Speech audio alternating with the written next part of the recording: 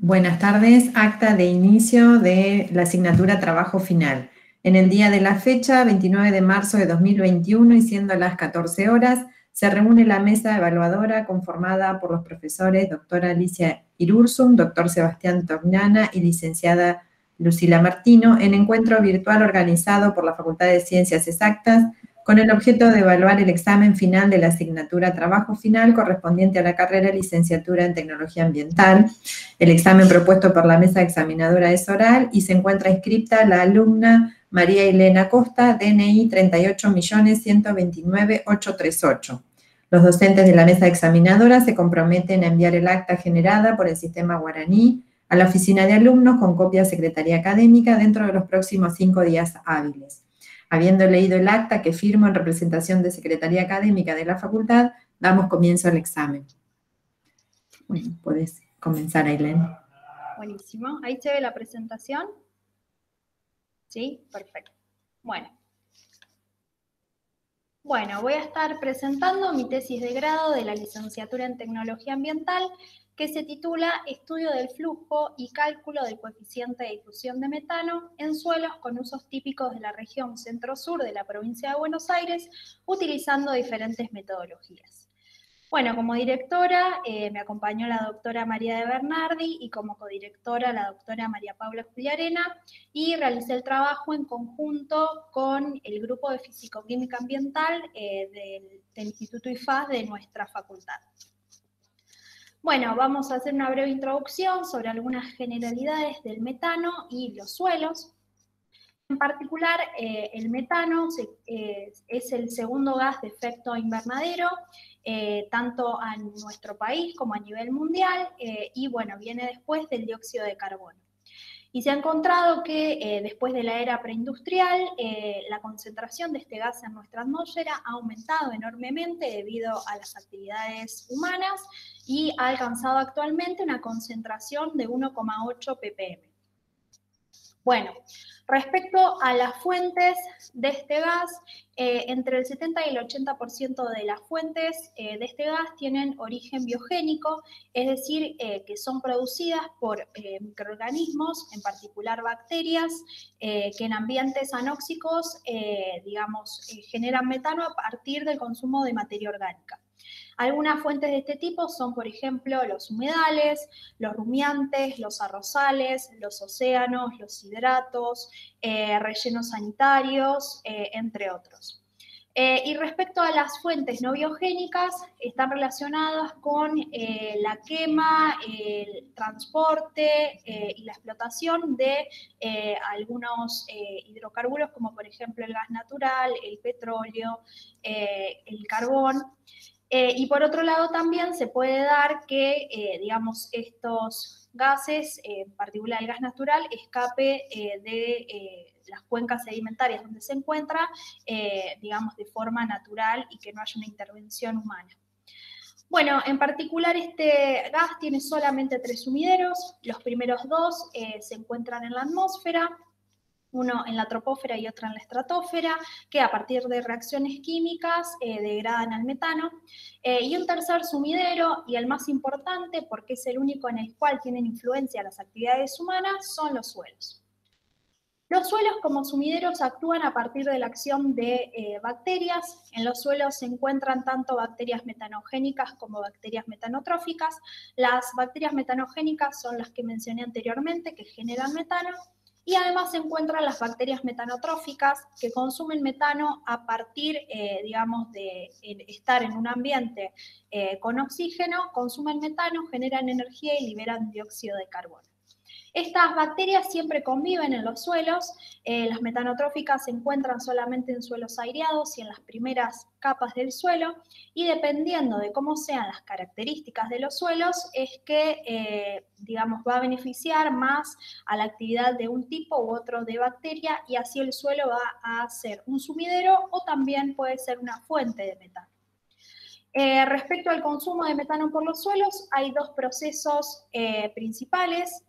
Uno es la difusión molecular, que, digamos, es sumamente necesaria para el consumo de metano en los suelos, porque a partir de esta difusión es que los gases de la atmósfera, el oxígeno y el dióxido y el metano, alcanzan a las bacterias. Y por otro lado está la tasa de oxidación de metano en los suelos, que tiene que ver básicamente con cuánto metano pueden oxidar estas bacterias, pero se ha encontrado que en particular la difusión molecular es la que mayormente limita el consumo de metano por los suelos, porque en general las bacterias metanotróficas logran consumir todo el metano que llega hasta ellas, pero bueno, el problema está en que este gas llegue hasta ellas. Por eso en este trabajo nos vamos a enfocar particularmente en la difusión molecular.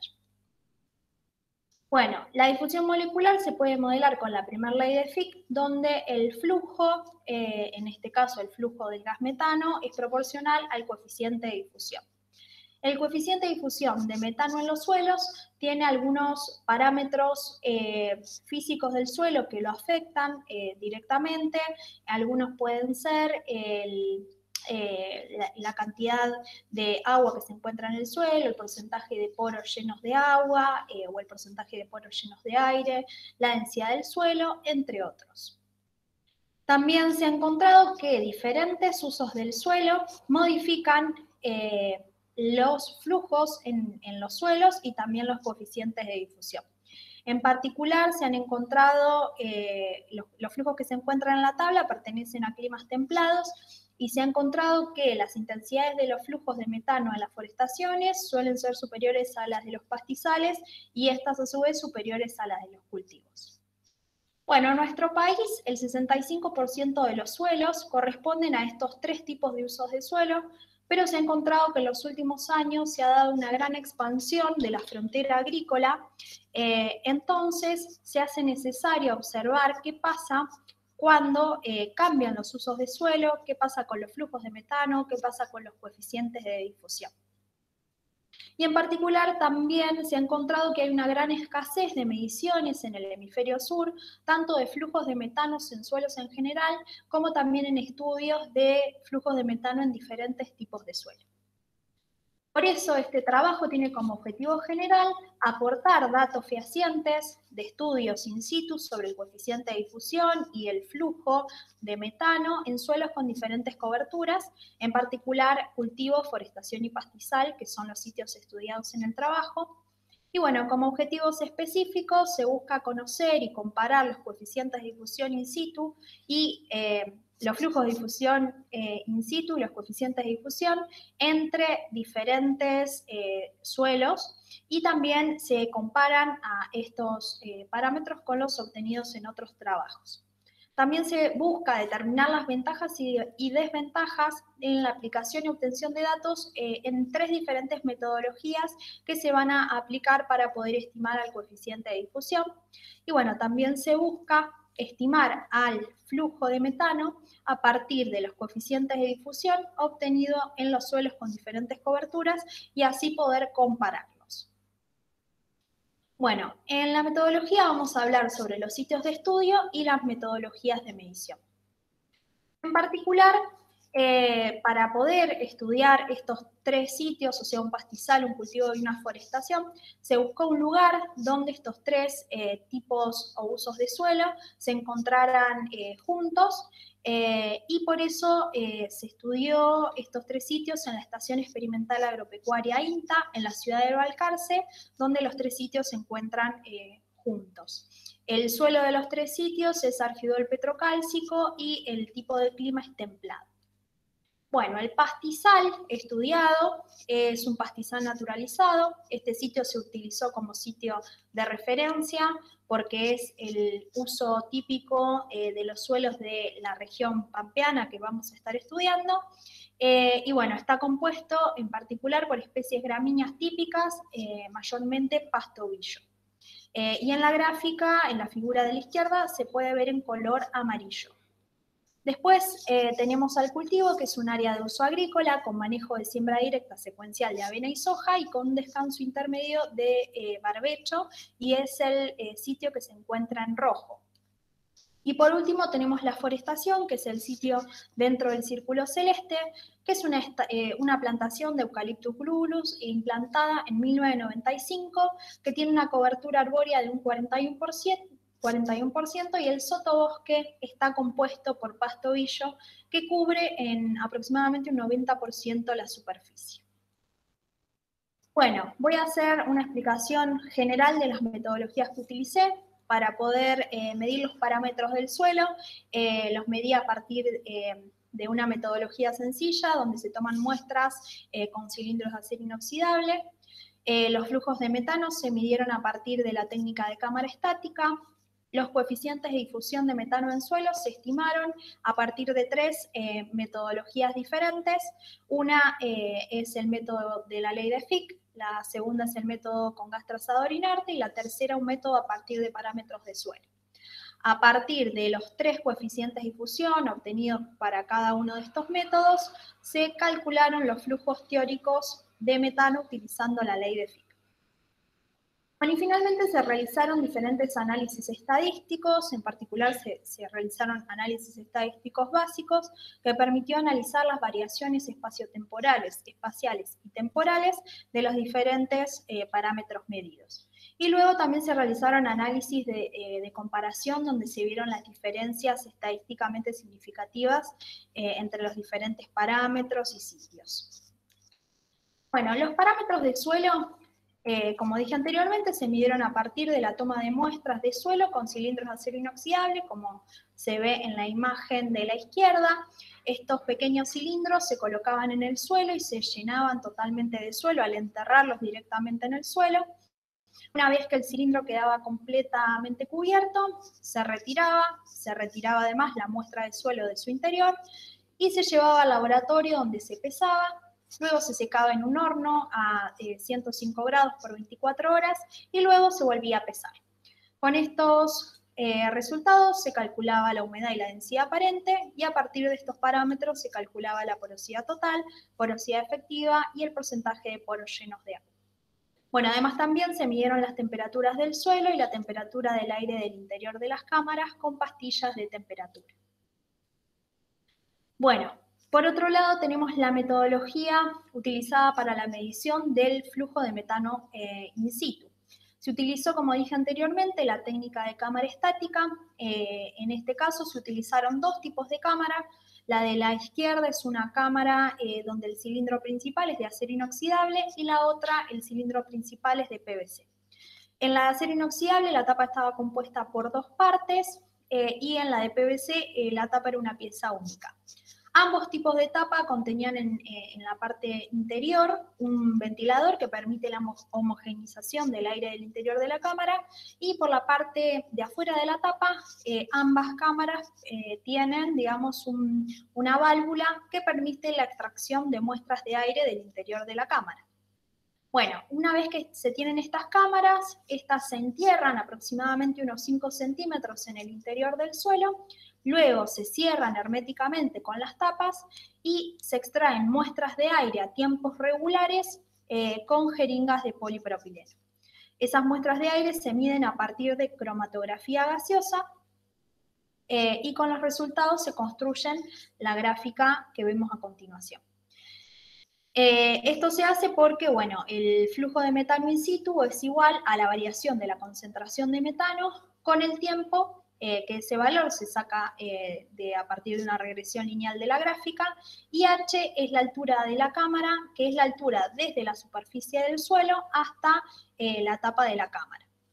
Bueno, las regresiones lineales que se tomaron como válidas fueron aquellas donde el R cuadrado era mayor a 0,8 y aquellas donde el R cuadrado era menor a 0,8, pero el porcentaje del coeficiente de variación era menor al 2%, entonces al flujo se lo consideraba como cero. Bueno, respecto al método de la ley de Fick, como bien lo dice el método, utiliza la ley de Fick para calcular el coeficiente de difusión. Se despeja directamente este coeficiente de la ecuación de la primera ley de Fick y para poder obtener este coeficiente, necesito medir el flujo de metano in situ, que esto se realiza a partir de la técnica de cámara estática que mencioné anteriormente, y luego a partir de la medición de la variación de la concentración de metano con la profundidad. En este caso se midió la diferencia de concentración entre los 0 y 5 centímetros de profundidad del suelo. Para medir la concentración de metano a los 0 centímetros, se tomó una muestra de aire al ras del suelo con una jeringa.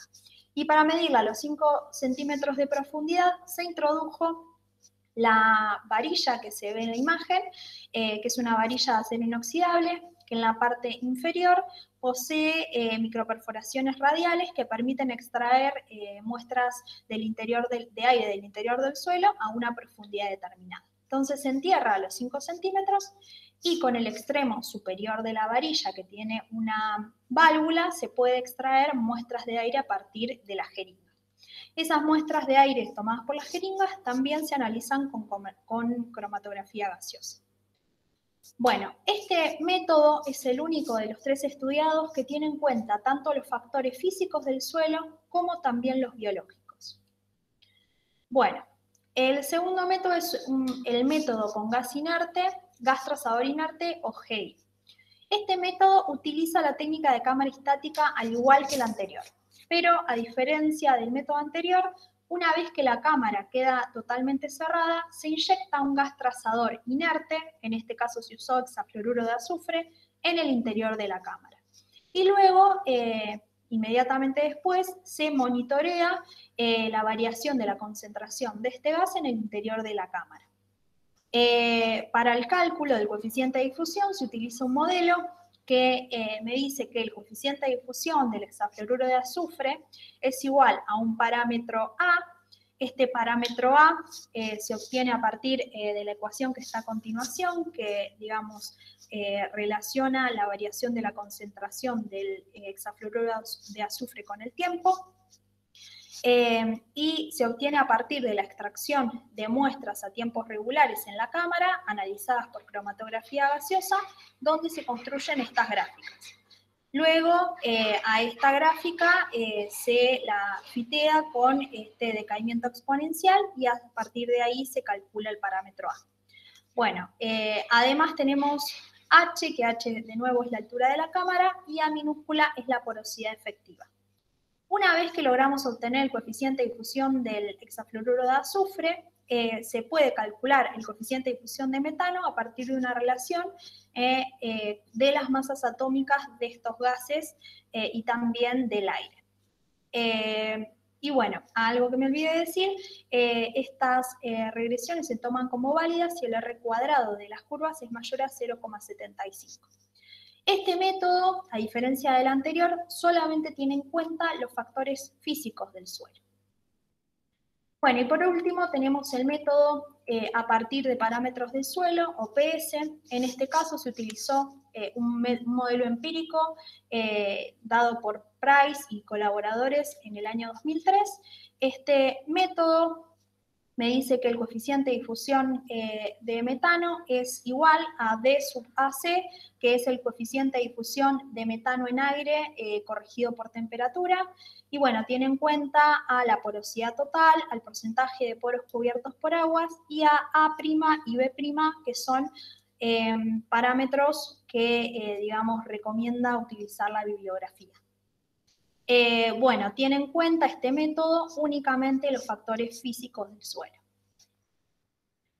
Bueno, la validación de datos. Todos los datos de los coeficientes de difusión, tanto de metano como del hexafluoruro de azufre, pasan por una validación de datos donde se descartan aquellos resultados que no cumplen con ciertos parámetros, que bueno, están vinculados a recomendaciones de la bibliografía y a, digamos, cuestiones, límites físicos que estos valores no pueden superar. Bueno, las campañas que se realizaron fueron 7, 6 en el año 2017 y una en el año 2018. Estas campañas se realizaron en diferentes meses y se abarcaron todas las estaciones del año. En todas las campañas y en todos los sitios se midieron los parámetros del suelo y los flujos de metano en la interfaz suelo-atmósfera. pero las metodologías para la estimación del coeficiente de difusión no se aplicaron, por ejemplo, en el cultivo, el método GEI solo se aplicó en 2 campañas, en una en invierno y otra en verano. En la forestación todos los métodos se aplicaron en todas las campañas y en el pastizal únicamente la primera campaña no se aplicó el método GEI. Bueno, los resultados obtenidos, tanto de parámetros del suelo, de flujos y de coeficientes de difusión, fueron los siguientes. Respecto a los parámetros de suelo, en la tabla se puede observar los promedios de cada parámetro del suelo obtenido para cada uno de los sitios y también se pueden observar en las letras las diferencias estadísticamente significativas entre los diferentes sitios. En particular, las temperaturas no presentaron diferencias entre los diferentes sitios. La humedad se presentó un mayor valor en el pastizal. En la densidad aparente presentaron todos los sitios diferencias estadísticamente significativas entre ellos y en particular el cultivo presentó un mayor valor de densidad. Indicando, digamos, que bueno, este sitio se encuentra más compactado que los otros sitios. Bueno, y la porosidad total tiene un comportamiento opuesto a la densidad aparente. Respecto a los parámetros porcentaje de poros cubiertos por agua y la porosidad efectiva, se presentaron mayormente diferencias estadísticamente significativas entre casi todos los sitios. En particular, respecto a la porosidad efectiva, el mayor valor lo presentó la forestación, seguido del pastizal y por último el cultivo. Esto indica, digamos, que este sitio, la forestación, es el que en mayor cantidad de poros llenos de aire se encuentra respecto a los otros sitios. Bueno, respecto a las variaciones estacionales, se encontró que, bueno, las temperaturas siguen el comportamiento estacional esperado, pero bueno, las temperaturas del suelo siempre tienen valores inferiores a la temperatura del aire, lo que es de esperarse por la propia resistencia calórica que tiene el suelo. Y bueno, respecto a la humedad y el porcentaje de poros cubiertos por agua, se encontró que presentan mayores valores en las estaciones frías y lo opuesto pasa con el parámetro de porosidad efectiva. Esto se puede deber a que, por ejemplo, la mayor evapotranspiración que se da en la estación de verano genera menores contenidos de agua en el suelo en esta estación. Por otro lado, se encontró que la densidad aparente y también la porosidad total presentan una escasa variación a lo largo del año, indicando que estos parámetros son bastante estables. Y por último, bueno, la forestación fue el sitio que presentó las mayores variaciones estacionales para todos los parámetros, a excepción de, bueno, la porosidad efectiva, que el cultivo presentó el mayor valor. Bueno, antes de que me olvide, quiero aclarar que, digamos, en todas las gráficos que se muestran puntos y líneas, que bueno, no solo es este gráfico, sino más adelante va a haber otros, nosotros en realidad realizamos mediciones puntuales solamente en los puntos, en las campañas que estudiamos. Las líneas que unen esos puntos nos dan una idea de la tendencia que puede haber tenido, digamos, ese parámetro en ese momento, pero en realidad no hay mediciones intermedias entre las campañas. Bueno, respecto a los resultados de flujo de metano, la técnica de cámara estática no presentó problemas en su aplicación. Por otro lado, bueno, se realizaron los promedios de los flujos, tanto en la estación Balcarce, sin distinción de ninguno de los sitios, como en los 3 sitios por separado. En todos los casos, todos los sitios y y la estación Balcarce presentaron resultados de flujo negativos, indicando que se comportan como sumideros de metano. De todas formas, el cultivo hay que prestar especial atención porque algunas de las mediciones realizadas dieron resultados positivos, indicando que este suelo en algunos momentos y en algunos puntos se puede comportar como una fuente de metano. Bueno, respecto a las intensidades de los flujos, la forestación presentó las mayores intensidades, seguida por el pastizal y por último el cultivo. Y bueno, los 3 sitios presentaron diferencias estadísticamente significativas entre ellos. Respecto a las variaciones estacionales del flujo, se encontró que la mayor intensidad del flujo se presentaba en las estaciones de mayor temperatura, lo mismo que lo encontrado para la porosidad efectiva. Y bueno, las variaciones temporales del flujo en los 3 sitios estuvieron cercanas al 50%. Respecto a las variaciones espaciales, las principales variaciones las presentó el cultivo, en segundo lugar la forestación, y el pastizal fue el sitio que presentó menores variaciones espaciales. Bueno, también se realizaron las correlaciones entre los flujos de metano y diferentes parámetros del suelo. En general, la mayoría de los sitios y la estación Balcarce, sin distinción de sitio, presentaron correlaciones con los parámetros de humedad, de porcentaje de humedad del suelo, el porcentaje de poros cubiertos por agua y la porosidad efectiva. En particular, con la humedad se encontró que a medida que aumenta la humedad en el suelo, la intensidad del flujo disminuye o, para verlo de otra forma, aumenta el flujo, digamos.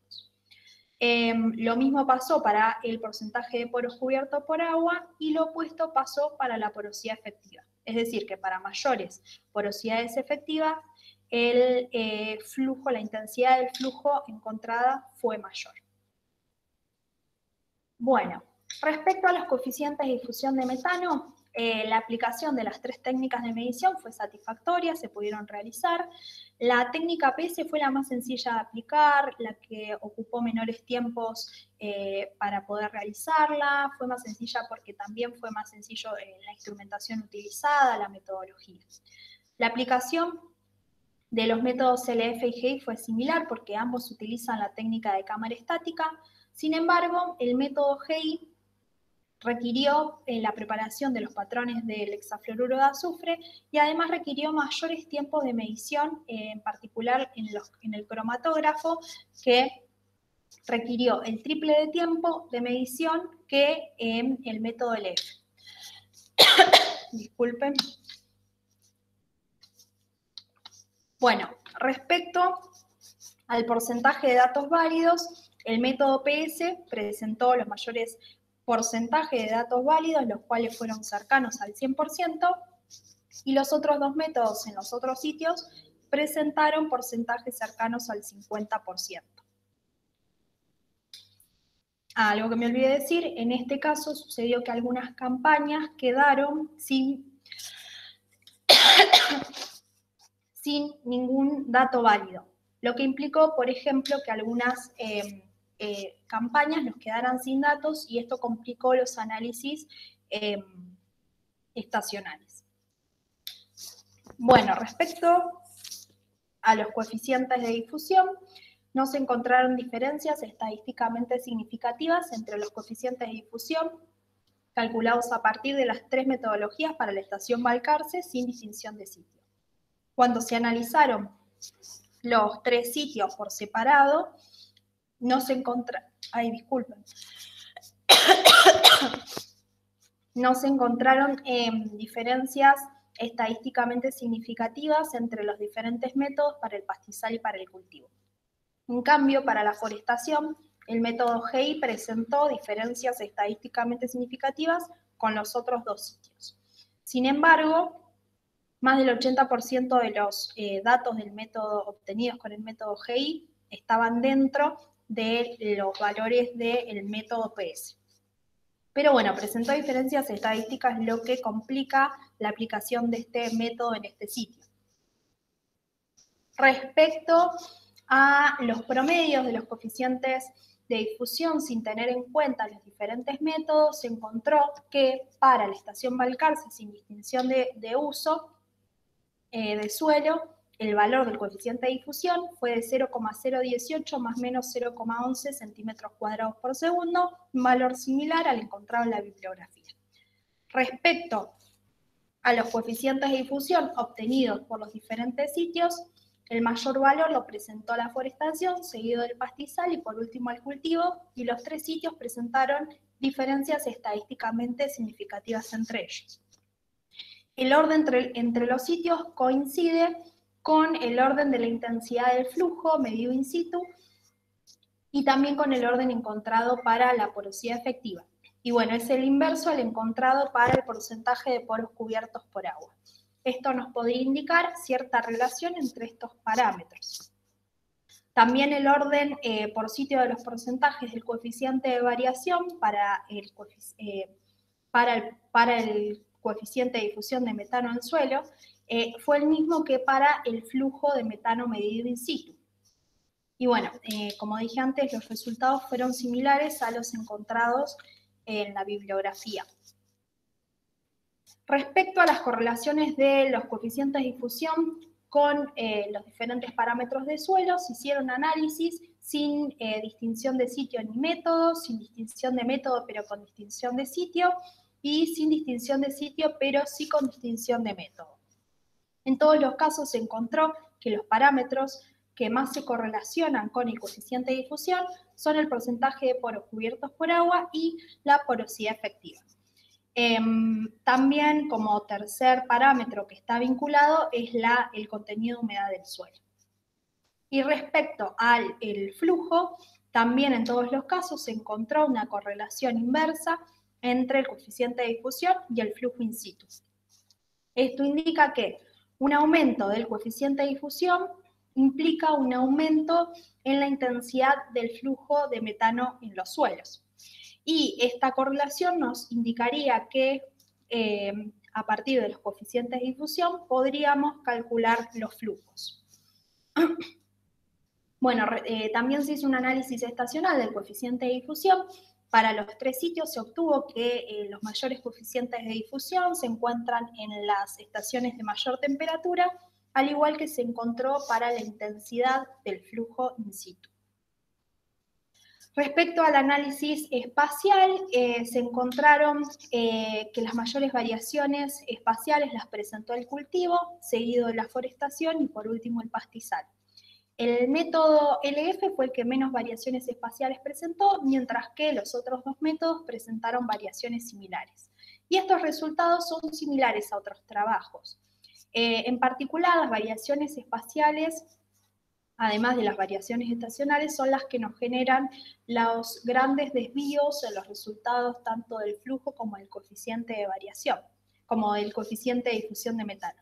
Y estas variaciones se pueden deber a, por ejemplo, la cobertura del suelo, el tipo de cobertura, la cantidad, su distribución, el ciclo de vida de las plantas, la variación de las especies que se implantan, también a diferencias que se generaron en la forestación de sitios con sombra y sitios con sol. En el cultivo hubo presencia de surcos en algunas partes del sitio. Y bueno, los 3 sitios también se presentaron heterogeneidades como por ejemplo compactación en algunas zonas del suelo, mayor o menor presencia de raíces o mayor o menor presencia de rocas. Y bueno, también la aplicación de las mismas técnicas, en particular digamos, la colocación de las cámaras, puede generar fracturas en el suelo que también generen estas variaciones espaciales. Bueno, por último se calcularon los flujos teóricos. En esta tabla se pueden observar en la segunda columna los flujos de metano medido in situ promedio, que bueno, se ponen acá para poder compararlos con los flujos teóricos. Después tenemos los flujos teóricos calculados a partir de cada una de las técnicas. Y por último tenemos, bueno, el flujo teórico calculado para cada uno de los sitios sin distinción entre los métodos. En todos los casos se encontró que los diferentes flujos teóricos presentaron valores inferiores al flujo de metano medido in situ, pero no se presentaron diferencias estadísticamente significativas entre los flujos teóricos de los diferentes métodos con el flujo teórico medido in situ, y tampoco se presentaron diferencias entre los diferentes métodos. Esto implicaría entonces que el flujo teórico sería, en principio, una buena estimación del flujo medido in situ.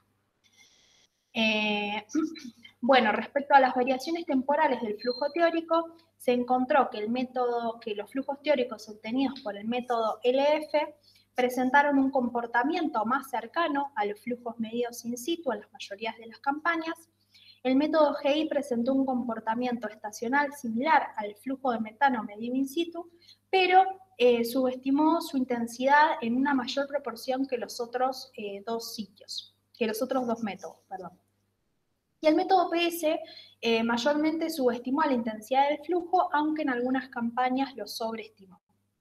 Pero bueno, siempre dentro de los porcentajes del coeficiente de variación del flujo medio in situ. Bueno, como conclusiones, pudimos aportar datos fehacientes del flujo de metano y del coeficiente de difusión medido en interfaz suelo-atmósfera para diferentes tipos de suelos de la región pampeana en el hemisferio sur. Los diferentes usos del suelo, observamos que generan cambios en los parámetros físicos del suelo. En particular, la forestación presentó las mayores variaciones espaciales en todos los parámetros del suelo, a excepción de la porosidad efectiva. Todos los flujos de metano in situ promedio dieron resultados negativos para todos los sitios, indicando que se comportarían como sumideros de metano. Aunque para el cultivo hay que tener especial cuidado, ya que, como mencioné anteriormente, a veces arroja resultados positivos, indicando que también se puede comportar como una fuente de metano. Respecto a la intensidad del flujo, de mayor a menor, la forestación presentó la mayor intensidad, seguida del pastizal y del cultivo, y los tres sitios presentaron diferencias estadísticamente significativas entre sí. Entonces, esto indica que un cambio en el uso de suelo entre un tipo u otro de uso de suelo podría generar cambios en los flujos de metano en estos suelos. Bueno, las mayores intensidades del flujo de metano in situ se presentaron en las estaciones de mayor temperatura, las cuales también coinciden con las de mayor valor de la porosidad efectiva y las de menor valor del porcentaje de poros cubiertos por agua. Y además se encontraron correlaciones entre el flujo y estos dos parámetros y también con el contenido de humedad del suelo. El cultivo fue el sitio que presentó las mayores variaciones espaciotemporales del flujo de metano in situ, pero la forestación presentó las mayores variaciones espaciales. Bueno, respecto a la aplicación de las diferentes metodologías de estimación del coeficiente de difusión, las tres tuvieron una aplicación satisfactoria. En particular, el método PS fue el más sencillo de aplicar, el menos costoso, el que presentó un mayor porcentaje de datos válidos y también dio resultados similares a las otras metodologías. Los métodos LF y GI resultaron similares en su aplicación, porque bueno, ambos utilizan la técnica de cámara estática y también presentaron similar porcentaje de datos válidos. Pero bueno, el método GI implica tiempos el triple de largos respecto a la medición de las muestras de aire que las muestras del método LF, lo cual hace que sea mucho más extenso este método. Bueno, los resultados del coeficiente de difusión para cada uso de suelo fue similar en las tres metodologías. Esto en particular sucedió así para el pastizal y el cultivo, donde los tres sitios no presentaron diferencias estadísticamente significativas entre sí. En la forestación, el método GI sí presentó diferencias con los otros métodos. Pero bueno, el hecho de que en general el método LF, que es un método que toma en cuenta tanto parámetros físicos como biológicos del suelo, arroje resultados similares a métodos como GI o PS, que solamente tienen en cuenta parámetros físicos del suelo, nos indica entonces que los procesos físicos son los que principalmente regulan los flujos en los suelos. Bueno, respecto al orden del coeficiente de difusión de mayor a menor, fue la forestación, seguido del pastizal y por último el cultivo. Este orden es el mismo que para el flujo medido in situ, que para la porosidad efectiva, y el inverso que para el porcentaje de poros cubiertos por agua. Esta relación también se corroboró a partir de encontrar correlaciones entre estos parámetros y entre el coeficiente de difusión de metano con el flujo de metano in situ. Y bueno, los mayores valores del coeficiente de difusión, al igual que para el flujo, se presentaron, que para la intensidad del flujo, se presentaron en las estaciones más cálidas para todos los sitios. Bueno, y las variaciones espaciotemporales del coeficiente de difusión de mayor a menor se dieron. El cultivo, la forestación y el pastizal, el mismo orden que el flujo de metano in situ. Para todos los métodos y los sitios, los flujos teóricos no presentaron diferencias estadísticamente significativas, ni entre ellos, ni con el flujo de metano in situ. Y bueno, respecto a la aplicación de las técnicas para cada uno de los sitios, en el pastizal, si bien el método G y PS dieron resultados satisfactorios con flujos teóricos con diferencias porcentuales similares, pero como el método PS es más sencillo de aplicar y da una mayor cantidad de datos válidos, entonces para este sitio se recomienda el método PS. Para el cultivo, bueno, es necesario obtener más resultados del método GEI, ya que nos quedó solo datos válidos para una campaña. Pero bueno, el método PS es totalmente recomendable para este sitio, ya que arrojó resultados similares al método LF y a los flujos medidos in situ. Por último, la forestación. Tanto los métodos PS como LF estimaron mejor al flujo que al método GEI, por eso en este sitio se recomienda utilizar el método PS. Bueno, muchas gracias y no sé si hay alguna pregunta.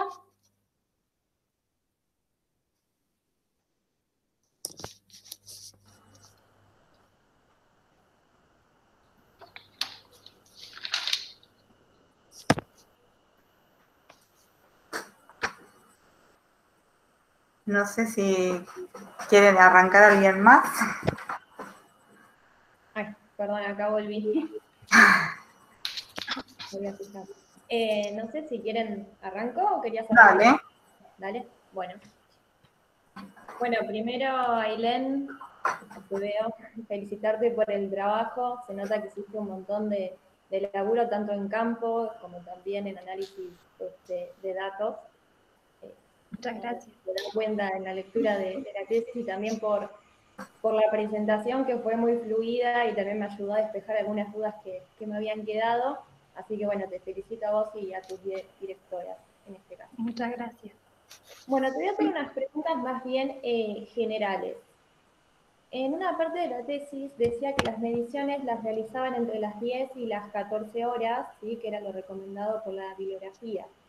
Yo te quería consultar cómo eran estas campañas, ya que tenés 3 sitios y en cada sitio realizás un montón de muestreo. ¿Cómo haces para organizarte y llevar a cabo todo esto en este corto lapso de tiempo? Bueno, nada, las campañas eran bastante exigentes, digamos, en cuanto a tiempo, porque teníamos que apurarnos para, como dijiste, hacer las mediciones en ese horario. No medimos 3 sitios, en las campañas en Minta Balcarce medíamos 4 sitios, un sitio que, digamos, se realizó otra comparación que yo no utilicé. Así que medíamos primero 2 sitios en 2 equipos entre 3 o 5 personas, dependiendo cuántos íbamos. En cada sitio se colocaba un grupo y ahí arrancaban las mediciones. Primero se colocaban las cámaras lo más rápido posible, después cerrábamos las cámaras, digamos, todos simultáneamente y arrancábamos las mediciones de extracción de aire de las muestras del interior de la cámara. El método GI y el método LF, los dos métodos se hicieron siempre en simultáneo. No es que se utilizaba una cámara para un método y otro para otro. En la misma cámara se inyectaba el hexafluoruro de azufre y a partir de ahí se extraían muestras únicas de aire que después en el cromatógrafo se analizaba tanto el metano como el hexafluoruro de azufre. Eso nos permitía acelerar un poquito, digamos, el proceso. Y una vez que se terminaban la medición de las cámaras, se abrían todas las cámaras y se empezaban a extraer las muestras de suelo que se extraían del interior de la cámara, porque eso nos permitía, por ejemplo, obtener la porosidad efectiva para utilizar también en el método del SF6. Y bueno, y los parámetros del suelo para el método PS. Y después, bueno, medíamos los perfiles del suelo, las temperaturas, bueno, se medían a partir de colocación de sensores en el interior de las cámaras, y medíamos todo rápido en esos sitios. Levantábamos todo, los dos grupos en simultáneo, y nos íbamos hasta los dos sitios que estaban también pegaditos a medir de nuevo en esos sitios. Y después nos llevábamos todas las jeringas, que eran muchísimas, y las muestras de suelo a analizar al laboratorio, que ahí teníamos 3 días más de medición en turnos rotativos utilizando el cromatógrafo para lograr medir en esos 3 días todas las jeringas que llegábamos bastante justo siempre, ¿sí? Había que meter bastantes horas. Y bueno,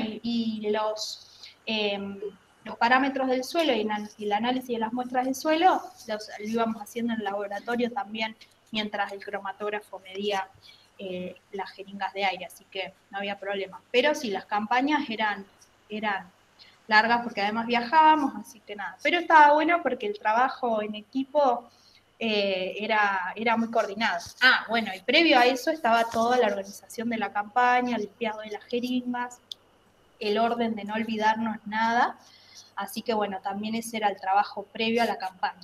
Y posterior, ordenar todo, ¿no? Bien, se nota que es un trabajo de mucha coordinación y en equipo y exhaustivo, no para realizar campañas más bien seguidas, sino también distantes, sino no te daba el tiempo de medición en el laboratorio. Se nota que el trabajo es enorme. Después te consulto, de acuerdo a que en algunos métodos tenías que el porcentaje de datos validados era bajo, pero de la cantidad de datos que habías obtenido realmente podías utilizar poca cantidad. En cuanto a lo que vos puedas controlar, ¿cuál es la principal dificultad que te llevó a tener ese porcentaje tan bajo? ¿Y qué se te ocurre que podrías hacer para aumentar esa cantidad de N? Bueno, a veces sucedía que, digamos, las cámaras quedaban mal cerradas, digamos. Uno por ahí no se da cuenta que la cámara quedó mal cerrada porque en particular las cámaras de acero inoxidable se cerraban con tornillos mariposa, y como las cerrábamos en simultáneo, a veces había que cerrarlas un poco rápido y eran muchos tornillos. A veces puede ser que te quede mal cerrada y no te enterás hasta que analizás las jeringas con las muestras y te das cuenta que los resultados no son acordes a lo que te tiene que dar. Entonces a veces eso lleva a descartar algunos datos. Después, bueno, algunas metodologías igual tienen, o te pasa que alguna jeringa quedó mal cerrada, nos ha pasado que digamos, tienen válvulas, alguien se olvidó de cerrar una válvula o se cerró mal y la muestra se pierde. Lo que se puede tratar de hacer es, bueno, o buscar alguna otra forma de cerrado de las cámaras, o se puede, bueno, prestar más atención a cerrar las jeringas. Esos errores humanos a veces como que es difícil achicarlos. Pero bueno, sí, en general el método PS casi que no tiene pérdida de datos, y los otros métodos sí, por eso hay que hacer una gran medición de cantidad de muestras y cantidad de cámaras para achicar después las variaciones, pero están ahí, digamos. Sí, sí, por ahí el método de cerrado de la cámara parece poco práctico y más hay que hacerlo en simultáneo. Tantos Claro. conceptos que hay que ajustar y demás, entiendo que viene por ahí. Pero digo, llegar al laboratorio y encontrarte acá estudiando un 20% del total de los datos, no debe estar muy Sí, bueno. eso igual nos pasó igual eso en el método GEI en el cultivo, que igual se habían medido muy pocas, o sea, se hicieron 2 campañas para ese método, y justo en una se perdieron todos los datos. Capaz que no sé qué habrá pasado ahí, pero habría que ver si en realidad es un 20%. Probablemente si se hacen más campañas, ese Es un resultado, 20%, claro, del total de... claro, es un 20% de un total de muestras muy chicas. Claro. Tendríamos que, digamos, evaluar, realizarlo, por ejemplo, si lo hubiéramos realizado las 7 campañas, no creo que diera tan bajo. Pero sí, se pueden hacer mejoras metodológicas para evitar la mayor cantidad de pérdida de muestras. Sí, sí, totalmente. Bueno, y después te quería hacer, más que nada, plantearte por ahí un caso hipotético para ver en base a tus resultados qué harías. no sé, consideramos que hay un productor ganadero que para ser amigable con el medio ambiente va a destinar una parcela en algún lado como para que ese suelo sirva como sumidero. Entonces, en base a tus resultados, vos, ¿qué uso de suelo? Bueno, creo que algunas respuestas ya las ido dando, pero ¿qué uso de suelo le darías? ¿Cómo llevarías a cabo las metodologías como para tener la mayor cantidad de datos? Y en base también a que vos tenías una variación temporal, que por ahí, bueno, el flujo te disminuye, ¿qué le podrías hacer al suelo como para estimular, ¿no?, el secuestro y así que actúe como sumidero a lo largo del año? Bueno, en particular se encontró que, digamos, las forestaciones son las que mejor funcionan como sumideros. En otros trabajos, bueno, se han estudiado más particularmente los sistemas silvopastoriles, digamos, donde se cría ganado en un sistema forestal, y ahí se ha encontrado, digamos, que mejoran mucho los secuestros de metano respecto a, por ejemplo, tener una cría de ganado, ay, no me sale el nombre, pero tenerlos encerrados. Feedlot, ahí está, un feedlot. En particular podría ser eso. Después, si viene alguien y quiere plantar algo, lo mejor es plantar forestaciones. Sí hay diferencias entre las especies que se cultivan, habría que hacer más estudios respecto a las especies cultivadas, si es un eucalipto, si son pinos o otras especies forestales, pero habría que hacer esas mejoras. Y si la persona quiere realizar un cultivo, por ejemplo, de soja o de otro tipo de especie, habría que estudiar un poco mejor si manejos en el uso del suelo dentro de ese cultivo, por ejemplo, en vez de que sea siembra directa, sea otro tipo de manejo en el suelo, generan cambios. En mi trabajo no lo estudié, solamente comparé esos 3 sitios, pero podrían hacerse estudios para ver si los manejos de suelo dentro de un mismo tipo de uso o de un mismo tipo de cobertura generan variaciones en los secuestros de metano de esos suelos. No sé si ahí te contesté todo, porque eran varias preguntas. Yo tenía, no sé si se puede hacer, ¿no? Pero vos decías que los parámetros físicos regulaban, ¿no?, el flujo de los suelos, que es muy dependiente de los poros llenos de aire. Digo, ¿también se puede estimular o fomentar al suelo como para aumentar que haya mayor cantidad de poros y así mayor secuestro? Y, digamos, las forestaciones, al tener mayor consumo de agua, generan, digamos, un mayor porcentaje de poros cubiertos por agua. Por ahí se pueden estudiar especies que tengan un mayor consumo de aire, de agua en los suelos, o una mayor cantidad de raíces que permitan el mejor aireado, digamos, de los suelos. Eso es lo que se puede llegar a ver, digamos. Claro, bien. Entonces, sí, por ahí mi pregunta, si se puede hacer algún tipo de método para lograr airear los suelos, ¿no?, y que actúen más como sumidero. Claro, habría que estudiar, la verdad no sé, habría que estudiarlo. No, a ver si... en base a tus resultados, viste que vos saliste todas las correlaciones, entonces, bueno, un suelo con mayor contenido de poros llenos de aire va a tener. Bien, bueno, la otra que tenía me la contestaste en la presentación, así que bueno, el resto de las cositas ya las hemos charlado, así que bueno, por mí, Ailén, felicitaciones. Bárbaro, muchas gracias. Bueno, no sé si querés seguir vos, Sebastián. No, te digo Alicia. ¿Voy yo? Bueno. Bueno, Ailén, nada, te repito lo que te escribí en el mail, te felicito por el trabajo, es un montón a vos y a tus directoras. Y te felicito por la presentación, me aclaró unas cuantas cositas de las que tenía anotadas. Aún así me quedan dudas que tienen, creo que más que ver con el tema de que yo no trabajo específicamente en suelos y entonces hay cosas que no termino de cerrar. Me da mucha curiosidad el tema de cómo medís la variación de C respecto de Z para la ley, cuando usás la ley de Fick. Sí. La varillita, eso me genera curiosidad. Que está toda agujereada abajo, vos la metés en la tierra y tirás con la jeringa, de ahí sacás el aire. Claro, o sea, la varilla tiene como una especie de puntita donde tiene micro perforaciones. Como si fuera una bombilla de mate, digamos, una cosa así. Claro, pero son más chiquititas. Incluso a veces las teníamos que limpiar con una agujita para que no se tapen. Porque hay que tener cuidado, digamos. Yo utilicé las mediciones entre los 0 y los 5 centímetros, pero con esa varilla se hacen mediciones hasta 50 centímetros. Sí, claro, porque te quedaba sobresaliendo de... Claro. Entonces, digamos, una vez que yo la tengo a los 5 centímetros, coloco la jeringa, primero extraigo el aire del interior de la varilla, porque la varilla se llena de aire ambiente en realidad, lo saco por una de las válvulas de la jeringa y después vuelvo a extraer una segunda muestra de aire, que esa sí ya es del interior del suelo, y esa es la muestra que se lleva a analizar.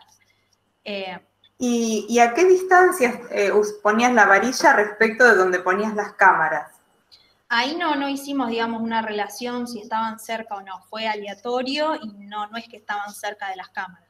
Se podría pensar en realizar perfiles... Digo, pensando en que te quede el dato lo más representativo del punto posible.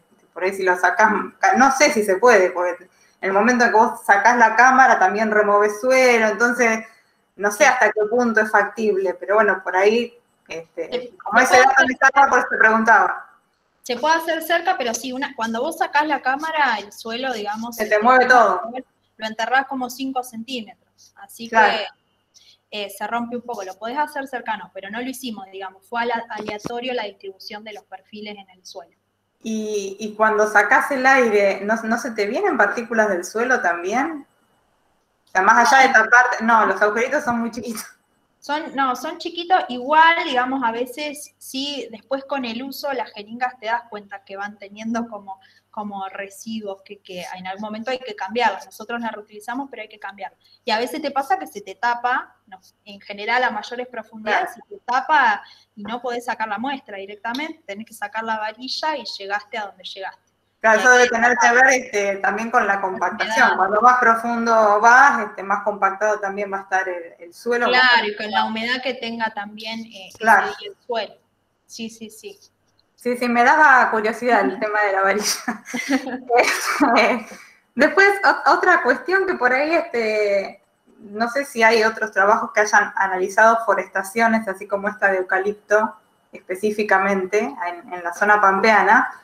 Pero vos ponías ahí que en realidad el sotobosque era casi lo mismo que tenías en el pastizal. O sea, mi duda es hasta qué punto lo puedo considerar forestación pura cuando yo tengo prácticamente la misma especie que en el pastizal. O sea, si no, tendría que considerarlo como una zona de uso híbrida, digamos, entre forestación y pastizal, alguna cosa así. Por eso te preguntaba si había algún otro estudio específicamente de una forestación como para comparar los resultados.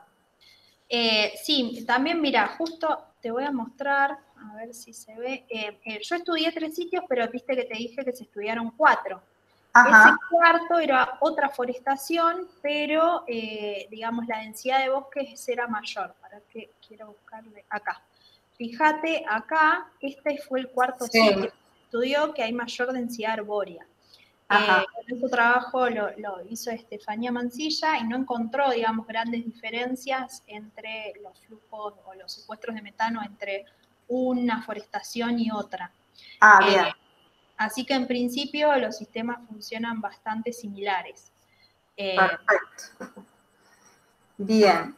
¿Qué más tenía anotado por acá? Viste que yo te he escrito el tema te agradezco un montón, de las figuras de correlación entre del suelo y las distribuciones. Viendo las figuras ahora, entiendo que ustedes buscaron una correlación lineal entre parámetros del suelo y los coeficientes de difusión, o correlacionaron con alguna cuadrática, algún otro tipo de función. No, fue más que nada, digamos, lineal. Lineal la correlación. Porque por la forma que se veían en las figuras, da como la sensación, ves que da como la sensación como que van medio curvaditas, como si eso en algún punto saturara. Mira, capaz fueron justo esas figuras, no sé. justo con la humedad, si mirás, esto que da curvadito, pertenecen al pastizal, que el pastizal no presentó correlación en este caso. Ah, bien, eso por ahí engaña la vista. Claro. Bien, bien, bien. Y por último, también una cuestión muy, muy práctica y muy del terreno. Cuando analizaste el cultivo, voy a decir que hay un momento en que el flujo da positivo. Pero en el cultivo pasaron muchas cosas, porque hubo siembra de soja, hubo siembra de arena y hubo el barbecho. O sea, ¿en cuál de esos 3 momentos, si sabés, si te acordás, porque entiendo que las campañas las hiciste hace un par de años atrás, ¿en cuál de esos momentos fue el flujo positivo? Si con alguno de los cultivos en específico, arena, avena, soja, barbecho, ¿con cuál fue? En particular no me acuerdo, pero sí lo que recuerdo es que, digamos, en una misma campaña se obtuvieron valores positivos en algunas cámaras y en otros negativos. Así que, digamos... Claro, ahí como que te queda más en duda el tema qué es lo que pasa con ese tipo de cultivo específicamente. Pasa que puede pasar que justo en un punto del suelo donde vos pusiste las cámaras, el suelo está más compactado o, digamos, hay mayor humedad por alguna cuestión y ahí en ese punto te da positivo, digamos. ¿Y no tenés manera de seleccionar así que de una forma más homogénea, más antes de poner la cámara, como para decir, bueno, todos tenían esta humedad? O sea, no sé, la verdad que no trabajo en suelos, por eso mi pregunta es de no saber, de buscar algo que diga, bueno, todos tenían más o menos esta humedad y ahí pongo las cámaras. No, a ver, lo que sí se hizo era, digamos, no se iba en cualquier momento a medir, se buscaba que no haya llovido el día anterior o 2 días antes, porque si vas un día después de que llovió, digamos, te puede dar... Claro, a eso me refería, Eso sí se elige. Después los puntos en el suelo se elegían de forma aleatoria. Aleatoria. Porque también suman al promedio, digamos, pasa en un cultivo real que hay puntos que se concentra más la humedad o el suelo porque estuvo apoyado una maquinaria más tiempo, quedó más compactado. Entonces en esa zona el suelo va a ser... Ya tenés una heterogeneidad muy grande ahí. Por eso las desviaciones tan grandes también. Claro. Sí, entiendo. Bueno, bien, yo por mi parte no tengo más preguntas. Así que te dejo la palabra, Sebas. Bien. Bien, primero, Belén, te felicito por el trabajo. ¿Sí? Bueno, muchas gracias. Hay mucho trabajo experimental y destaco la escritura que, digamos, está muy bien escrita. O sea, está muy bien escrito. Hay una madurez en la escritura respecto a la escritura científica que me parece para destacar. Muchas gracias. De hecho, no encontré ningún tipo de error de gramática ni de edición, lo cual me parece muy destacable. La presentación que hiciste también fue muy buena. Me gustó que hayas puesto justo la figura que está ahora en la pantalla, lo que decía Alicia, ¿no? Que visualmente uno a veces poner los datos, aunque tenga más importancia dar los R que estás dando, visualmente ayuda mucho, digamos, tener una idea de cómo van las tendencias. Y, digamos, te iba a hacer unas preguntas que me surgieron ahora, por ahí, se me hizo una nube en algunas cositas. Y una pregunta que te iba a hacer es, el F, digamos, el flujo que vos calculás por la ley de Fick, ¿no? El flujo teórico por la ley de Fick. Sí. ¿Sí? Vos se lo calculás a partir de los datos de F in situ. Digamos, usar el flujo y la variación de C con respecto a Z, la profundidad, experimentales, ¿no? Claro. Sí, con un valor promedio que lo uso igual para los 3 métodos, digamos. Después lo único que cambia es el coeficiente de difusión. Por eso, pero si vos calculás el F, el F de la ley de Fick a partir de los datos de F in situ, ¿no? ¿Por qué hay una diferencia ahí, no? Eso por ahí no me quedó claro ahora cuando lo veo de nuevo, cuando presentaste los datos. Porque, digamos, El coeficiente de difusión que proviene del método LF trae todos los errores, digamos, y todas las variaciones espaciales y temporales que provienen del mismo método, y por eso se genera esa diferencia en los datos. Que bueno, igual es menor que los otros dos métodos, pero esa diferencia viene del mismo error experimental, las variaciones estacionales, las variaciones espaciales de aplicar el método, porque es un promedio ese valor, digamos.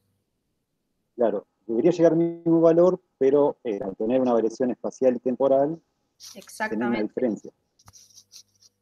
Bien. Y entonces, siguiendo un poco con eso, una cosa que me llamó la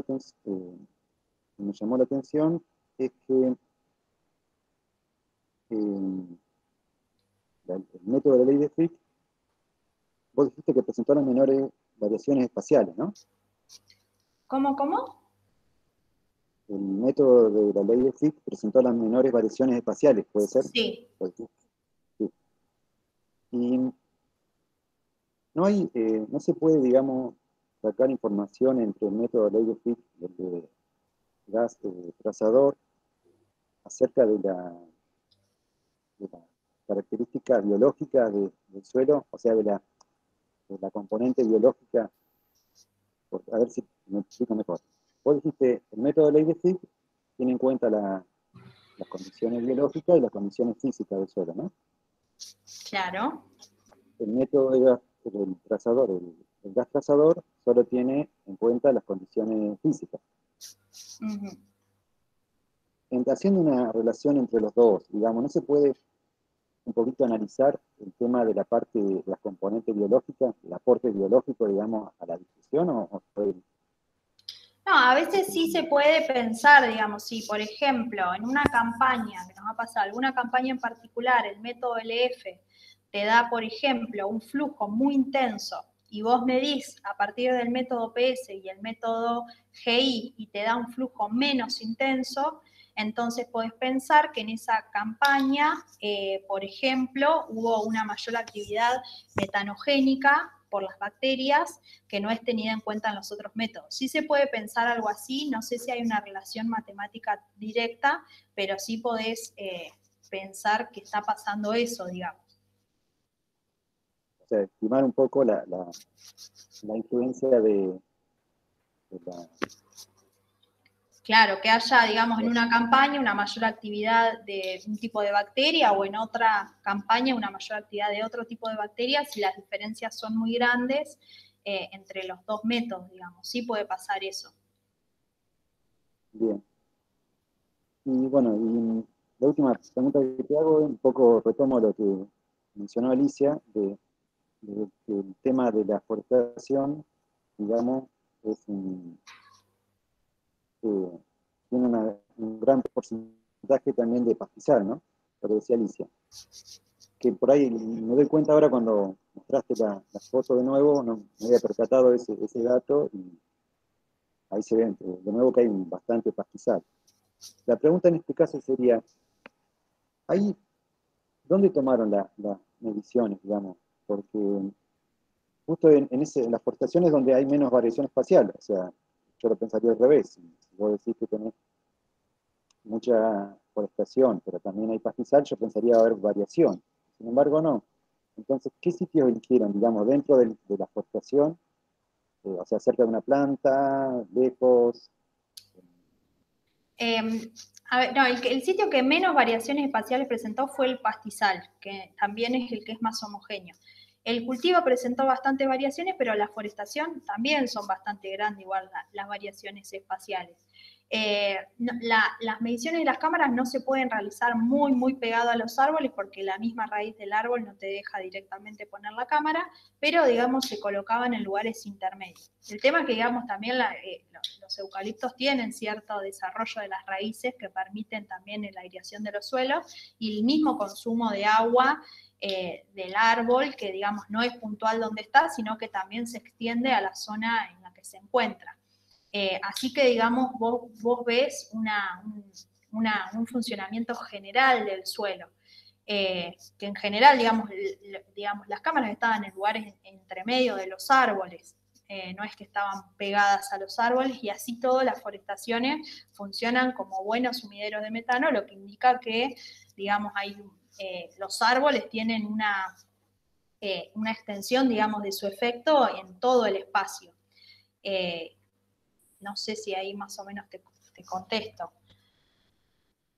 Pero sí, digamos, dieron esos resultados y las cámaras sí estaban distribuidas de forma aleatoria dentro de los sitios, no muy cercanos a los árboles, porque no puedes poner la cámara directamente. Claro, sí, entiendo. O sea, en principio pensaría que es el lugar más difícil para elegir los sitios, aunque sean aleatorios, ¿no? Porque, digamos, el pastizal supongo que debe ser más homogéneo, sí, en el cultivo, ¿no? Por sí, eso venía la pregunta. Sí.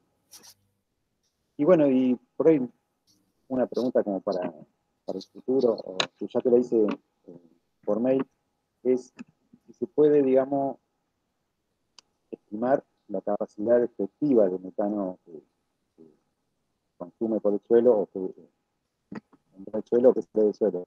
Porque, digamos, la forestación, por más que tenga un mayor flujo, también supongo que tiene menos área efectiva por lo que me estás diciendo, ¿no? Las raíces de los árboles y el tronco, digamos, tener menos área, ¿no? Claro. Hay una forma de estimar si en realidad el flujo de metano en el monte es mayor o menor que en el pastizal o no se puede. La verdad, si la hay, no la conozco, digamos, creo que sí, que se podría hacer con un promedio, digamos, del radio del árbol, dependiendo, digamos, de la edad de los árboles, porque también el tronco tiene que ver con eso, se podría llegar a hacer una estimación. No sé si sea, digamos, yo no la hice, no voy a continuar con el grupo, así que no la voy a hacer, pero, digamos, podría llegar a hacerse. También algo más interesante me parece para hacer es, a partir de los coeficientes de difusión que nosotros obtuvimos, poder estimar en la provincia de Buenos Aires o, por ejemplo, en la región, cómo funciona nuestro suelo en toda la provincia, calculando los flujos o estimando los flujos con nuestros coeficientes de difusión que obtuvimos en el trabajo, extendiéndolo a grandes extensiones de tierra, digamos. Por ahí eso sería también bastante interesante, me parece. Sí, muy bien. Coincido, ¿no? O sea, los datos te permitirían hacer muchas cosas, en principio. Tal cual. Bueno, te felicito nuevamente. Mostrás un conocimiento del tema. Felicito a las directoras y no sé cómo seguimos ahora. Bueno, muchas gracias. Ahora creo que debería retirarse Ailén, María y Paula. Y Angélica, si paras la grabación y nosotros discutimos un poco como en un final, digamos. ¿Y nos volvemos a conectar en un ratito? Claro, en 15 minutos, que es una cosa así, o menos, 10 minutos. 10 minutos, sí. Dale, perfecto. Bueno. Perfecto, nos dejamos entonces. Bueno, nos vemos un ratito.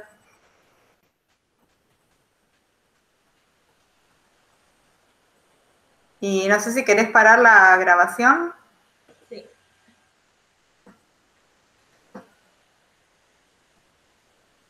No sé si está. Angélica, la perdimos. Sí. A ver, estaba el mail. Sí, me retiro un ratito y los dejo debatir. Sí, podés. Sí, para la grabación igual, no te va a perder. Ah, bueno, detengo la de grabación.